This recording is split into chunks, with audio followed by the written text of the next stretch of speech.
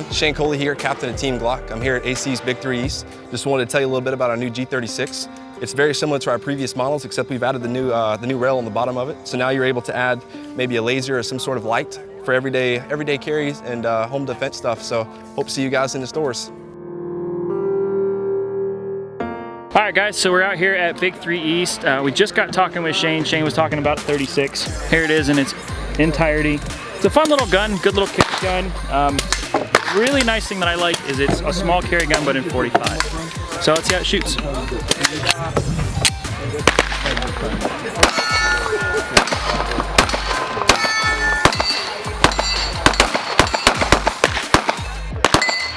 Little bit of recoil, but I mean, for a small frame 45, it's really not that bad at all.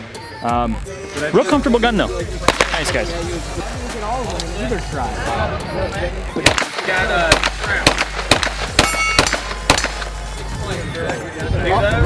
That's so much fun. 40 long slide. MOS. Nice.